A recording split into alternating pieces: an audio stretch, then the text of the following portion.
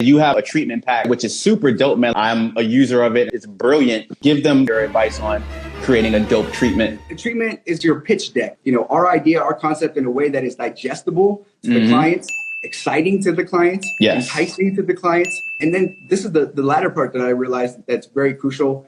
We want to put enough information in there that once it gets approved, your producer and your DP and whoever's going to be attached to that project, they can grab that and hit the ball. You know what I mean? Yes. Like you have your equipment in there, you have your mood references as far as lighting, you have how many performances you want to do, different locations you want to use. You have all this information, which in my beginning years, I didn't really put in there because I was only pitching for the client. I wasn't really thinking about how my crew was going to digest it. I just figured, okay, once it's approved, we'll just talk on set. Right. And what I've realized over the past 12, 13 years doing this professionally is that there's a couple key elements that need to go into it. The first thing you really want to do though is look at the artist, you know, who's their fan base, things like that. Do the research. It is a commercial at the end of the day. You know what I mean? Yes. And this is where I think a lot of filmmakers get confused is that if it's a commission piece, you are not the boss. So you can't just go crazy, right? Right. What makes you a really good artist and makes you financially a good artist is being able to hone your skill, hone your craft into what fits that particular client. And that's really hard. So I would suggest step one, do your research on the client and their genre, their target market, and ask them a couple questions. Do you want this music video or piece to fit your clientele or your target market, or do you want it to cross over? Are you trying to reach somebody else? Right. You know, and based off of that, then you can start structuring that, right? Yeah. And then from there, figure out the budget, which they're normally going to give you right away. Always ask for their budget. Don't.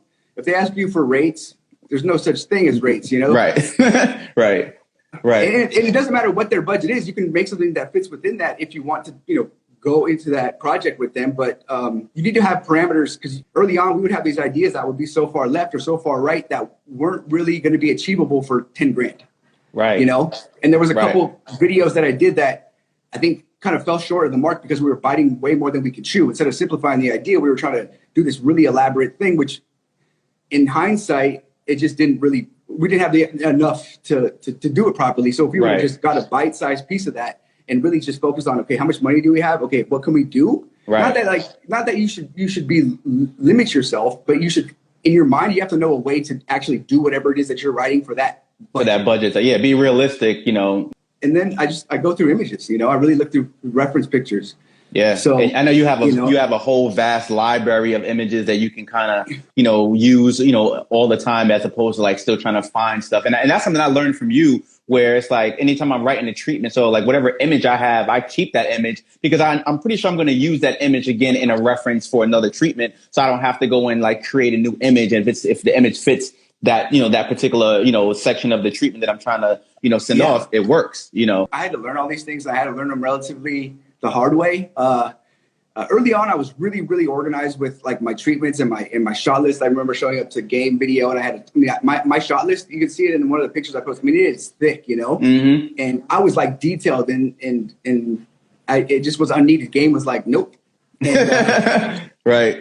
So then I kind of was like, okay, music videos are kind of like freestyles. Like we just got to have a general idea and run with it because like we really didn't need to have treatments early on. It's not like a G6, turn my swag on. I mean, they were just one page, one paragraph, just like blurbs because we weren't going through commissioners or, we were going through the marketing department and getting funds and people just really didn't trust us, to be honest. They were like, yo, make a video for $5 grand, 10 grand. Like, yeah, right. So I didn't have to learn that process, Right. But it's everything, it's everything that you're going to have. So I would master communication. And the first stage of communication as a filmmaker is getting whatever it is in your head to a piece of paper. Yes. And you gotta remember that you want to excite them. You want to sell yourself and sell your vision, And so a horrible writer. So I had to give a lot of credit to Michael Busalaki. He was my producer and my business partner early on. And he did he was able to like ask a few questions, get these like nuggets from my crazy artist brain and then put them in like poetry. So just be simple. I know now like some of my treatments are 12 pages with all pictures, and so there's different ways to communicate. I think the best way to do it is live and die by an idea that you have and be really defined and just like make that choice to be committed to whatever it is. I used to ask if I could write 2 or 3 ideas when I was with my music video. No, it doesn't look well on you because if you have an idea that you love, you're only gonna have one. That's interesting. So so instead of having multiples, you just be confident in that one, and then you submit that and stand by that.